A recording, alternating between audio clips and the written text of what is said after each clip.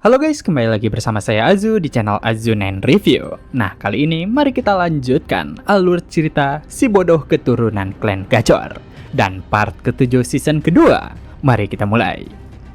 Dengan arus air yang mulai menghilang, Drake memberitahukan kepada Theo jika archipelago akan segera tenggelam. Jadi, ia memerintahkan Theo untuk segera menyerap kekuatan milik Leviathan. Jadi karenanya, Theo mulai memasuki arus air yang telah dipadatkan oleh Leviathan sebelumnya, karena dirinya akan mengambil kekuatan itu dan menggerakkan seluruh floating archipelago. Di saat Theo mencoba menyerap seluruh kekuatan tersebut, apa yang dirinya rasakan hanyalah penekanan yang luar biasa gilanya. Sampai-sampai saat ini terlihat jika kulitnya secara perlahan mulai terkelupas. Dan karena keputusan itu, Theo sadar jika dirinya terlalu percaya diri. Padahal para guardian lain telah memberitahukan jika Leviathan berada di tingkatan yang berbeda. Jadi ia tak pernah menyangka jika kekuatannya akan sebesar ini. Jadi jika situasinya tetap begitu, Theo menyadari jika tubuhnya takkan sanggup untuk menanggungnya. Hanya saja di saat-saat yang begitu menyulitkan, Theo mendengar perkataan seseorang untuk menggunakan pedangnya. Jadi karenanya, Theo mulai menyerap kekuatan milik Leviathan dengan pedang Dragon Slayer Sword yang ada di tangannya. Dan dengan itu jugalah arus kekuatan yang diberikan oleh Leviathan secara perlahan mulai tenang dan diserap oleh Theo. Melihat apa yang dilakukan oleh Theo, Griffin sedikit memujinya karena sepertinya si Chosen One masih bisa menggunakan kepalanya. Bahkan yang lainnya juga setuju karena dengan menyalurkan kekuatan melalui Dragon Slayer Sword, beban pada tubuh akan menjadi berkurang. Jadi sepertinya Leviathan masih membantunya sampai akhir hayatnya. Dan setelah beberapa saat berlangsung, pada akhirnya Theo berhasil menyerap sepenuhnya, di mana dengan energi yang melimpah itu, Theo merasa jika dirinya seakan-akan menggenggam Leviathan secara langsung. Jadi semua perjuangannya ini akhirnya terbalaskan. Melihat Theo yang terdiam, Fairy Dragon memberitahukan jika saat ini bukan waktu yang tepat untuk bersantai. Karena jika dirinya ingin memindahkan archipelago, sebaiknya ia melakukan sekarang juga ketika sedang menggunakan kekuatan penuh milik Leviathan. Jadi karena Theo menyadarinya, ia mulai memfokuskan kekuatannya untuk mendorong pulau terapung archipelago. Dan Fairy Dragon kembali bertanya, apakah Theo sudah memiliki gambaran tempat yang ditujunya? Di mana Theo sudah memantapkan tujuannya, karena tempat yang sempurna bagi pulau terapung archipelago adalah di teluk sebelah timur laut Ragnar, tempat asli dari floating archipelago sebelumnya. Jadi karenanya Theo memfokuskan kekuatannya untuk mendorong pulau terapung archipelago ke tempat tersebut. Di saat Theo menggerakkan seluruh pulau, para prajurit yang sebelumnya bertarung, mereka dikejutkan dengan ombak laut yang begitu liar. Jadi karenanya, pertarungan mereka terhenti sejenak. Karena mereka bertanya-tanya tentang apa yang sedang terjadi pada pulau ini. Apa mungkin pulau ini akan tenggelam?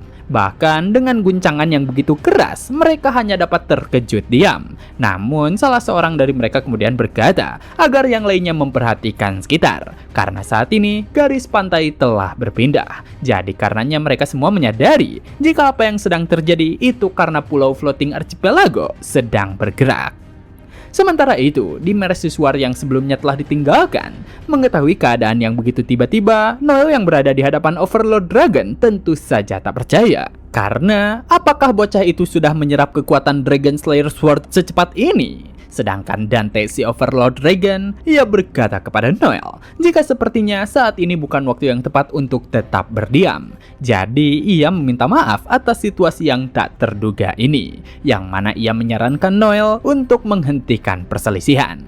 Hanya saja mendengarkan perkataannya, Noel menjadi sangat kesal, karena apakah Dante mencoba mengelak dari permasalahan?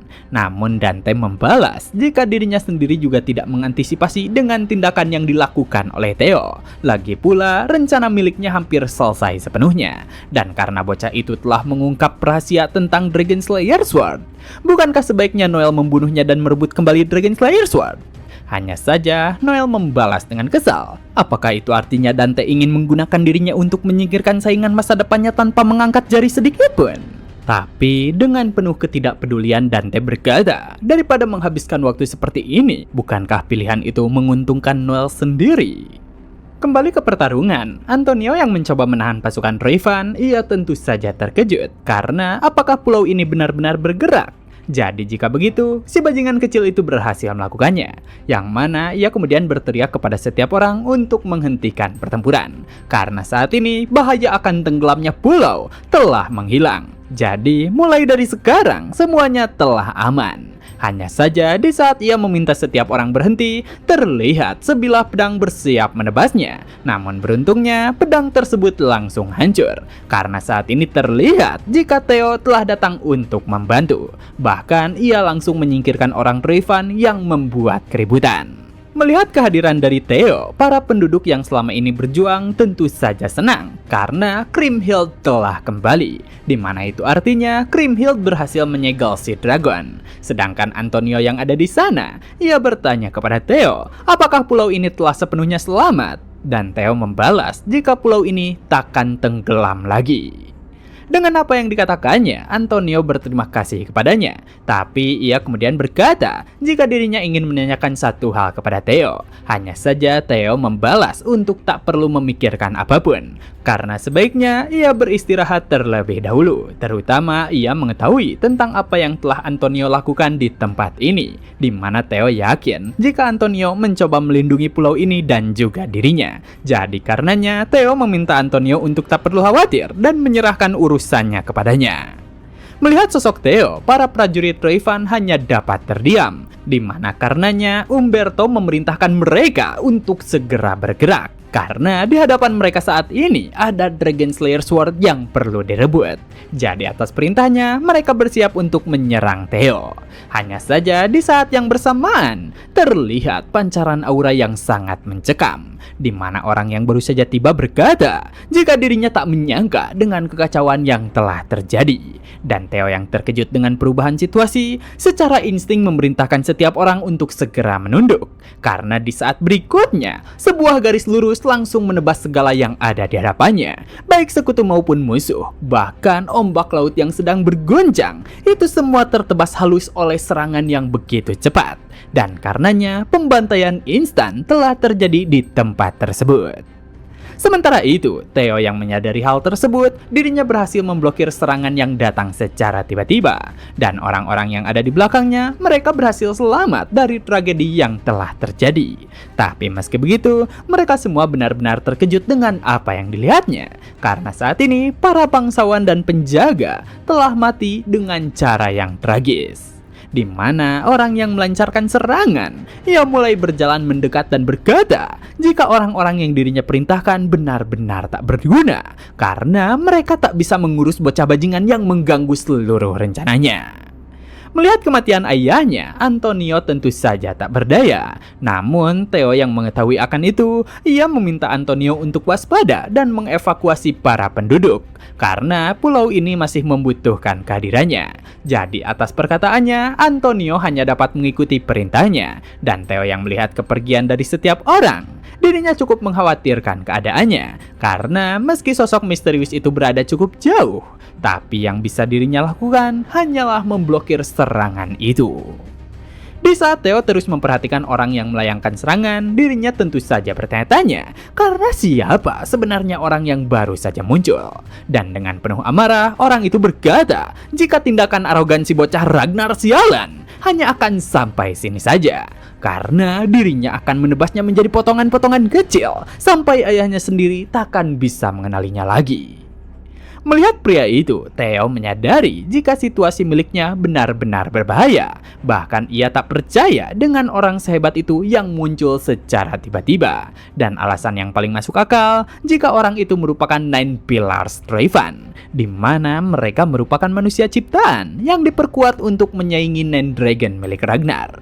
Dan sewaktu perang besar terjadi, mereka menunjukkan kekuatan yang setara dengan para Nine Dragon. Jadi melihat kehadiran dari Noel, Theo bertanya-tanya apakah Rayvan sudah berhasil mengembangkan mereka. Namun di saat Theo memikirkan hal tersebut, ia segera menghindari serangan cepat yang dilayangkan oleh Noel. Bahkan karenanya dirinya tidak diperbolehkan lengah sedikitpun, karena saat ini terlihat jika Noel terus bergerak cepat demi membunuh Theo. Melihat dampak serangan yang diberikan oleh Noel, Theo saat ini yakin jika orang yang baru saja muncul memang merupakan senjata strategis yang diciptakan demi melawan Nine Dragon. Jadi, jika orang yang ada di hadapannya benar-benar salah satu dari Nine Pillars, Theo menyadari jika dirinya tidak memiliki kesempatan untuk menang menghadapinya. Dengan serangan yang begitu gila, apa yang bisa Theo lakukan hanyalah menghindar dan bertahan. Dan melihat Theo yang begitu berjuang, Noel bertanya dengan kesal, bagaimana cara Theo bisa menyerap kekuatan dari Dragon Slayer Sword?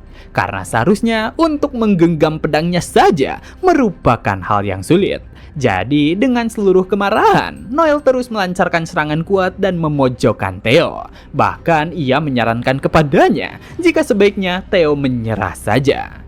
Meski memiliki perbedaan kekuatan, terlihat jika Theo mulai melancarkan serangan balik. Hanya saja, serangan tersebut dapat dihalau dengan mudah. Bahkan Noel berkata, jika saat ini dirinya tidak sedang bermain-main. Jadi, apa mungkin masa kecil Theo kurang diajak bermain? Di mana di saat Theo mencoba menyerang dari belakang, Noel berhasil menebaknya dan melancarkan serangan balik. Dengan menghadapi Theo, Noel sekarang mengerti tentang apa yang dimaksudkan oleh Sir Ed Trevan. Karena sebelumnya dirinya mendapatkan pesan dari Ed untuk waspada terhadap Theo Ragnar. Dan jika dirinya secara kebetulan bertemu dengannya, ia diperintahkan untuk memastikan kematiannya. Jadi karenanya Noel paham jika bocah Ragnar yang dirinya hadapi merupakan variabel tak terduga yang memiliki peran besar dalam perang. Yang mana karenanya klan Trevan harus menyingkirkannya sekarang juga. Sementara itu, Theo yang ada di sana dirinya mencoba untuk melarikan diri dan menyelamatkan hidupnya. Di mana Fairy Dragon yang melihatnya bertanya kepadanya tentang apa yang ingin dirinya lakukan. Terutama saat ini, para Guardian masih membutuhkan waktu demi bisa membantunya. Karena skill mereka, seperti halnya Fairy Buff, gagal diaktifkan diakibatkan waktu cooldown yang masih berjalan. Mengetahui akan itu, Theo sendiri tidak rela untuk mati. Jadi dirinya berusaha untuk tetap berjuang menyelamatkan hidupnya. Lalu dengan waktu yang tersisa bagi Dragon Slayer Sword stabil, apa yang bisa Theo lakukan adalah mengulur waktu. Karena dirinya akan mencoba meminjam kekuatan Leviathan lagi demi selamat dari ini. Hanya saja, meski Theo terus mencoba lari, nyatanya Noel berhasil mengejarnya. Di mana karenanya ledakan keras terjadi di sekitaran tempat itu. Meski area sekitar dapat dihancurkan dengan mudah, Theo berhasil menghindari dampak serangan.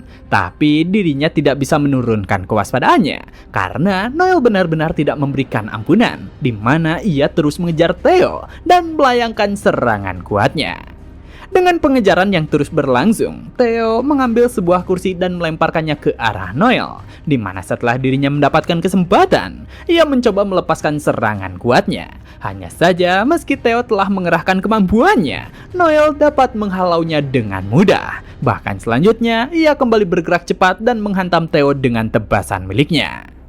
Dari apa yang terjadi, Theo terhempas ke tengah lautan. Tapi lagi-lagi Noel terus menebaskan serangan miliknya, di mana akibat dari serangan tersebut, apa yang bisa Theo lakukan hanyalah menghindari segalanya. Sampai akhirnya ketika ia bertahan di sebuah jembatan kayu, Theo sadar jika dirinya hanya perlu menahan beberapa saat lagi. Karena dengan Dragon Slayer Sword yang akan segera stabil, dirinya harus terus mengulur waktu.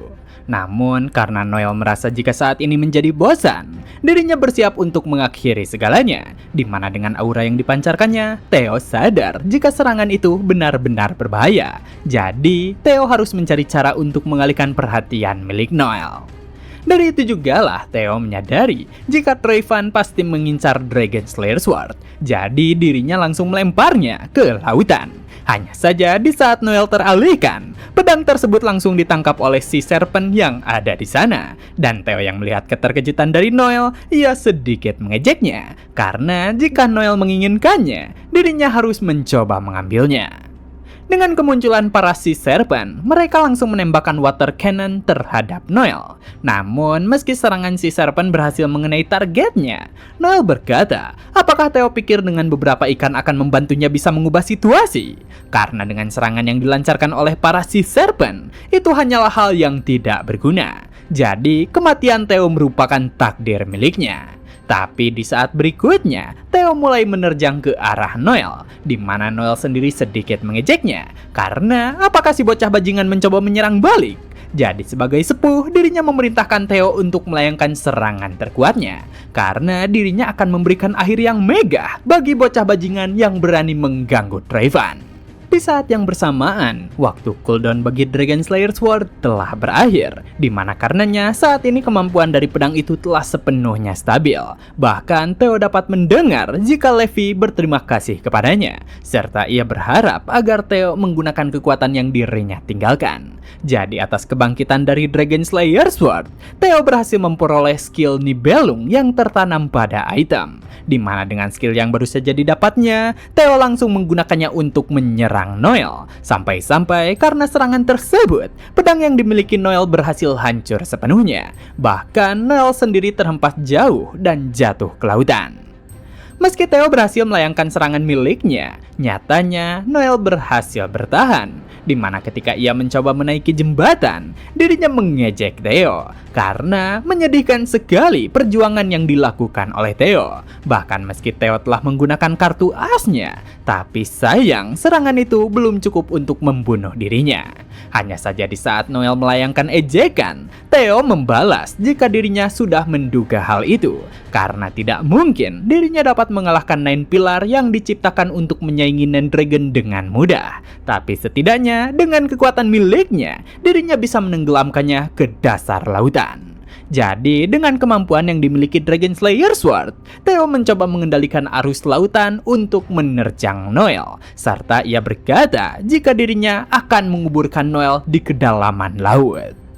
Dengan mengerahkan arus air, terlihat jika Noel dibawa palid oleh arus topan lautan, di mana dengan menghilangnya sosok Noel, Theo pun terjatuh begitu saja, serta ia bergumam jika dirinya sudah menepati janjinya terhadap Leviathan. Tapi dengan kondisi tubuh miliknya saat ini, ia tak mampu lagi untuk menyelesaikan janji yang lain, yang mana karenanya Theo pun beristirahat sejenak.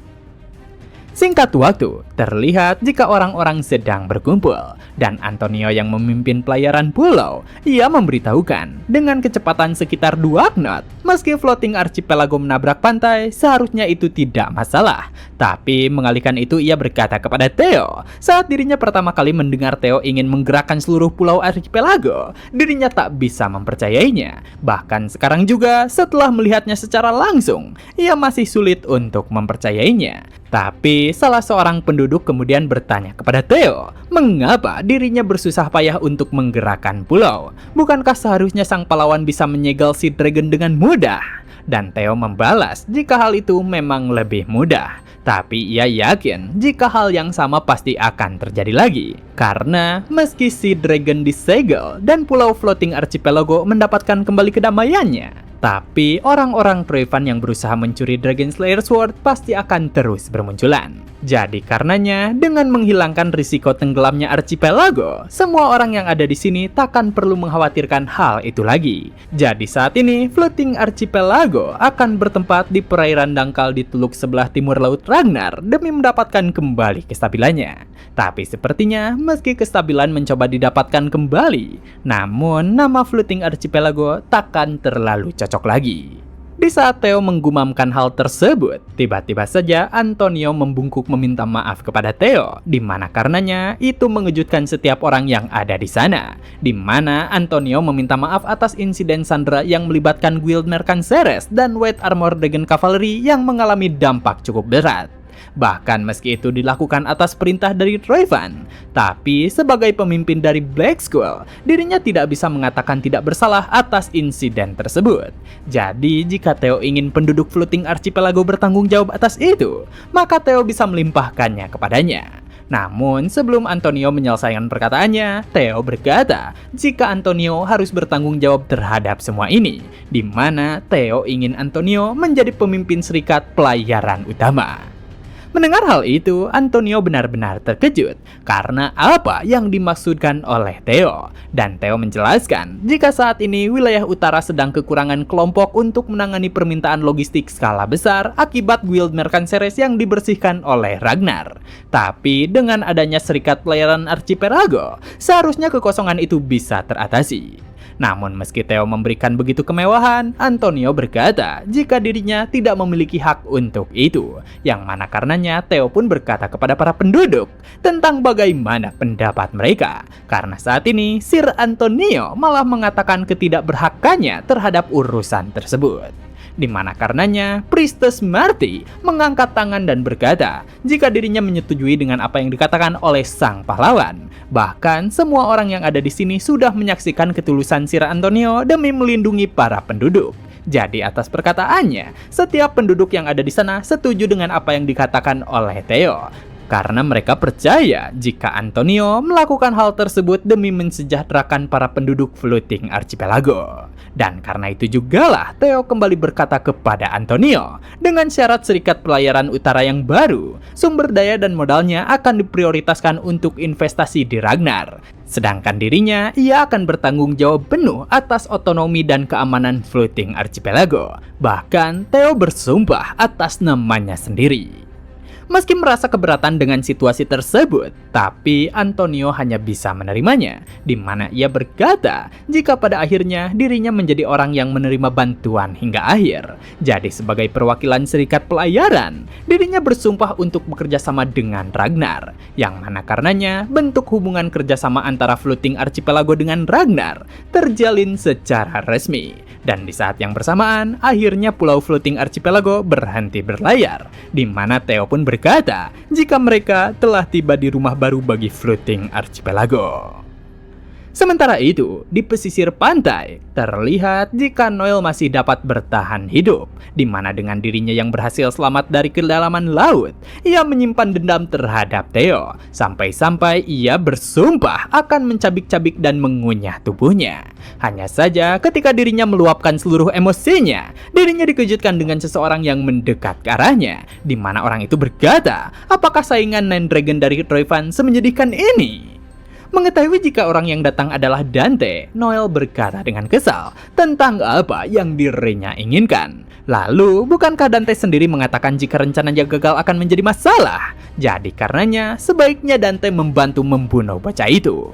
Namun Dante yang ada di sana, ia turun ke arah Noel dan berkata jika sepertinya Noel benar-benar bodoh, karena dirinya masih belum mengerti dengan apa yang diinginkannya. Jadi ia memberitahukan Noel jika dirinya menginginkan Floating Archipelago setelah Noel berhasil menguasainya. Mengetahui niat pengkhianatannya, Noel menjadi sangat kesal. Karena apakah itu artinya Dante berniat mengambil alih Archipelago dari Troyfan setelah berhasil menguasainya? Dan Dante berkata jika sepertinya kata-kata yang tepat adalah mengambil kembali apa yang telah dicurinya. Jadi, ia awalnya mengira jika Noel bisa mengatasi bocah pengganggu itu. Tapi apa yang terjadi saat ini merupakan salah perhitungan. Karena Dante sendiri tak menyangka jika Noel tak bisa mengatasi satu orang bocah saja. Dengan ejekan yang terus dilayangkan oleh Dante, Noel menjadi sangat kesal. Yang mana karenanya ia berkata jika si Overlord Dragon terlalu sombong. Karena mulai dari sekarang, era Nine Dragon telah berakhir sepenuhnya.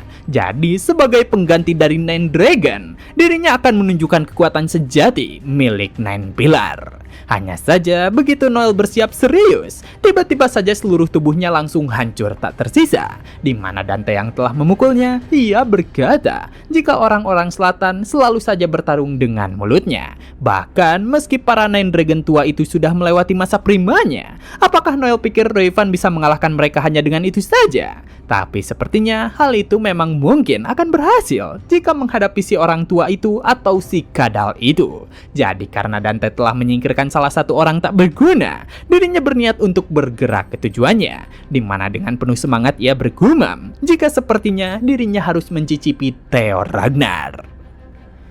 Dan begitulah part kali ini telah selesai. Jangan lupa like jika kalian suka dengan konten yang kami bawakan. Serta terima kasih banyak kepada kalian semua yang telah menonton video kali ini. Saya Azu dan sampai jumpa kembali di video berikutnya.